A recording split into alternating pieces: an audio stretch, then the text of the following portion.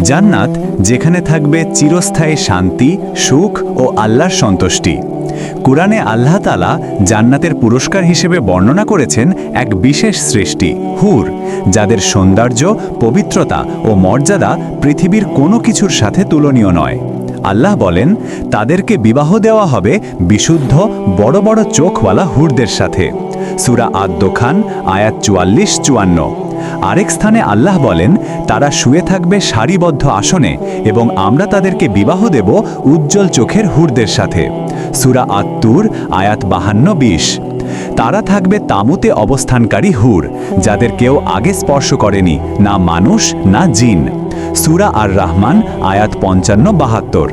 যেন তারা মুক্তার মতো, লুকিয়ে রাখা মুক্তার মতো। সূরা আর-রাহমান আয়াত ৫৫-৫৮। তাদের সাথে থাকবে শালীন দৃষ্টির নারীগণ, যাদেরকে আগে কেউ স্পর্শ করেনি। সূরা আস-সাফফাত আয়াত ৩৭-৪৮। তারা থাকবে সবুজ রেশম ও ভারী সূক্ষ্ম বস্ত্র পরিহিত অবস্থায় এবং তাদের মুখমণ্ডল আলোকিত হবে। সূরা আদ-দোখান আয়াত ৪৪-৫৩। তাদের চেহারা হবে উজ্জ্বল, আনন্দেপূর্ণ। তারা থাকবে উঁচু বাগানসমূহে।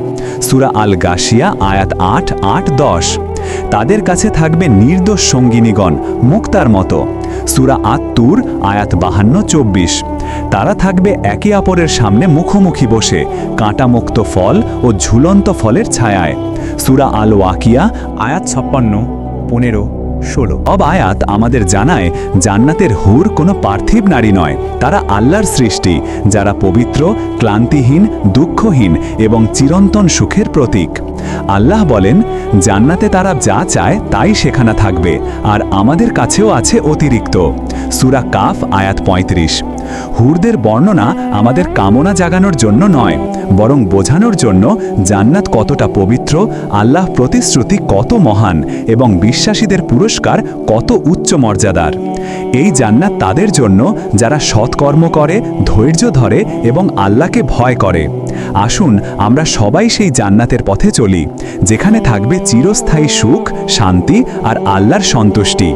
সেই জান্নাতই সর্বোত্তম পুরস্কার।